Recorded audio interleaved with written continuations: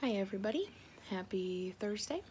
I am going to be reading a blog to you from August of 2018. I'm reading blogs from the beginning of my recovery journey from 2 years ago, and today's blog is entitled Live Like You're Alive, and the synopsis is No More Time for Playing Dead. Who hasn't heard the song Glorious Day? If you haven't heard it or just want to get in the mood for this post, listen to it here. And I include the link in my blog. But you can Google it, or I could probably include the link when I share this video. But I'm sure most people are pretty familiar with the song now. This is one of those songs that gets me praising at the top of my lungs every time I hear it, especially the chorus, which says, God called my name and I ran out of that grave, out of the darkness into your glorious day. I feel like this song could be my theme song, and the lyrics have always been so meaningful to me, but earlier this week I was singing along on my way to work, and when I got into the chorus, I heard a voice in my spirit say, "You know that was you, right?" It didn't feel like condemnation. It felt like a loving reminder that these are more than just words to a song. These words are a picture of my life. It stopped me in my tracks, and as I listened to the rest of the song, I couldn't help but picture myself lying dead in a shadowy grave. It brought a flood of tears to my eyes. I've spent too many years living like I was dead, hiding out in a dusty tomb of insecurity, shame, and lies. God has been calling my name, pursuing me for years. Every now and then I'd hear his voice. I'd muster up enough energy to stand up and maybe peek my head out just a bit into the sunshine, but that's all I could come up with on my own before I'd let the darkness talk me back into hiding. And so I mostly stayed in the darkness. I was depressed, anxious, and fearful. I was living as though I had no hope. I said with my mouth that I believed Jesus died on the cross for my sins, was resurrected, and now lives to intervene for me. But what I said with my actions was, I'm not worth it, I'm a lost cause, and Jesus' work on the cross wasn't enough to free me from my dark pit of despair. I was miserable, and I was making everyone miserable around me. It seemed like such a pointless existence until I decided that way of life wasn't working anymore, and I started making small steps towards change. And that included, number 1, I started therapy. Number 2, I made a commitment to be open-minded, willing to work, and do everything I could to take advantage of the opportunity God was giving me. Number 3, I started Overeaters Anonymous, recommended by my therapist, which was offensive and scary, but I decided to be willing to explore the possibility that these people and this program might be what I needed. Number 4, I never stopped pursuing God's voice. Even when he was silent, I would go back to what he'd said to me yesterday, last week, last month. His truth never gets stale and never expires. Number 5, I stopped giving up on myself and letting myself believe I had no value, no worth, no purpose. And lastly, number 6, I decided I could change and learn better ways to respond, cope, and treat myself nicely. Even when I failed, misspoke, or messed up, I let it be a learning experience for God to teach me how to let go of control, surrender my pride, say I'm sorry, and actually mean it, let go of needing to have the last word, of needing to be right, of my strong-willed self-reliance. And that's a lot of letting go. A lot of hard lessons that I'm still in the process of learning, but I'm better for it. God is recreating me from the inside out. I'm relearning how to trust God, how to apply what I say I believe, how to live a balanced life, how to let go of the old ways and hold tightly to everything new God has been speaking to me. Above all, I'm listening for my name being called by the Father. Every time I hear it, I am choosing to walk where he leads, because every step towards him is one more step away from the grave. I've spent too much time playing dead in a lifeless, suffocating tomb. I'm ready to live what I believe, which is Jesus' death and resurrection are the only victory I need to overcome everything life throws at me. I am worth it, and I am not a lost cause, because even though I once was lost, now I'm found. God came and found me hiding out in a dark grave. He called my name and said, "Follow me. Live the life I created you for. This tomb is for the dead, and you are that no longer. You've been resurrected in me, and now you need to live like you're alive." So that's my blog for today on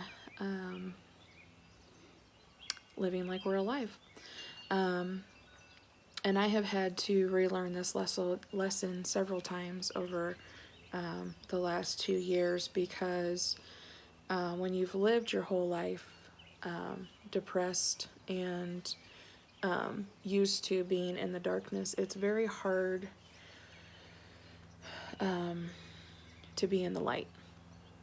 And it's hard to live in the light because it's uncomfortable, at least for me.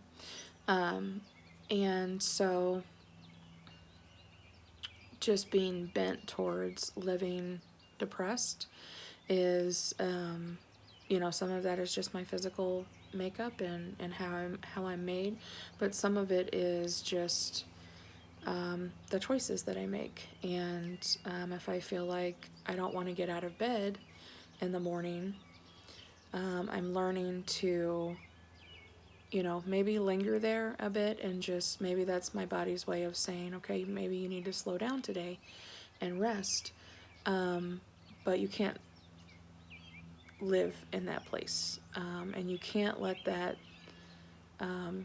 carry on for too long, especially I usually, if I do decide, okay, I'm just gonna stay in bed a little bit longer, and then I'll get a nudge like, oh, maybe you should get up and go for a walk, or maybe you should get your journal out or get your reading out, or whatever. And it's in those moments where I either choose to follow that nudge and just see what else God has in store for me that day, or I just keep giving into what comes natural, which is I'm just going to stay in bed.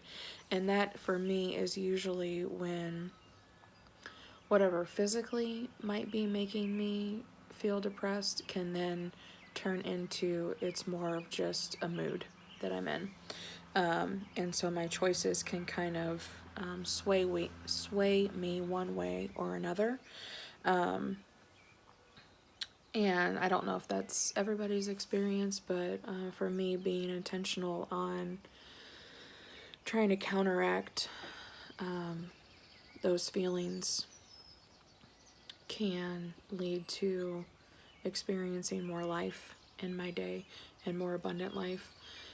So I don't know if you're in that place of feeling like you're living in this in a dark, suffocating tomb. For me, I definitely felt that way on the inside, but there was a lot of shame attached to that for me, because why can't you get your life together? Why can't you be more joyful? Why can't you be like so-and-so? And so on the outside, I felt like I had to pretend like I wasn't depressed, and that also creates a very disconnected way of living within yourself, because when you don't validate what you're truly feeling, you get very separated inside yourself, and you're one way on the outside, or at least trying to appear one way on the outside, but on the inside, it's a completely different story. And so when your outsides can match your insides and vice versa, you start living more wholeheartedly, and you just become a more whole person.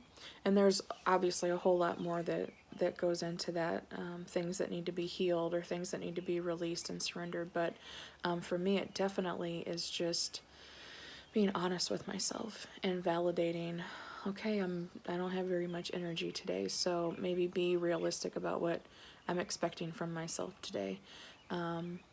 and let go of the shame.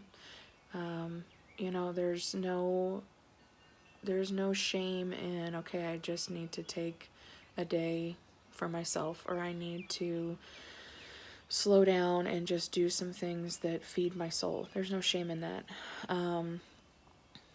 And so, you know, just being able to validate those things and be honest with ourselves, that's a really good step towards, you know, finding healing and finding life, and not always living under that heavy, just dark feeling of depression.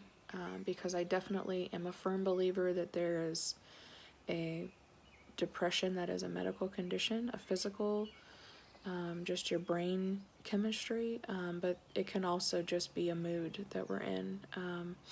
And so I think it's important to take it seriously, but also, you know, really try to be intentional on being honest with ourselves, and then, you know, take, even if it's just one thing, even if I just get up off of the couch or out of bed, you know, whatever it is, and just go sit out in the sunshine. The smallest things can make an impact.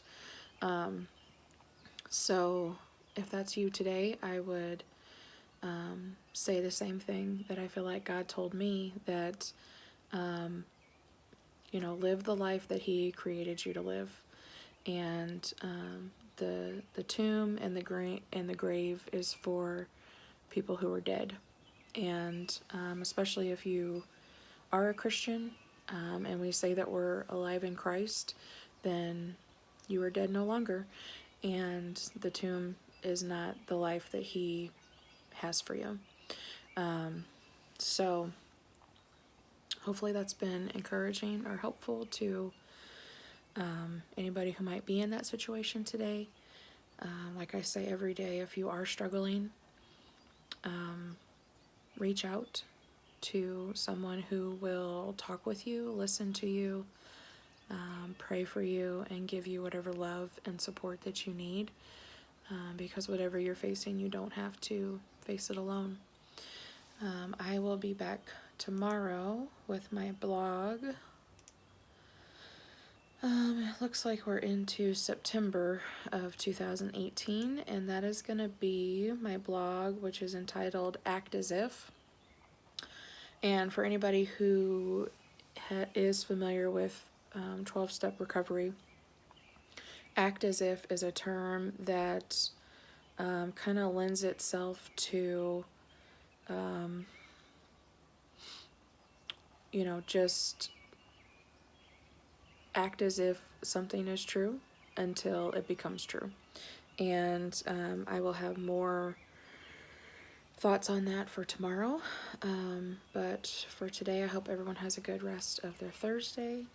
It is sunny here, so I will be heading outside here shortly for probably a walk, or just to be out in the sun. And I will be back tomorrow to share thoughts on acting as if. Hope everybody has a good day. Bye-bye.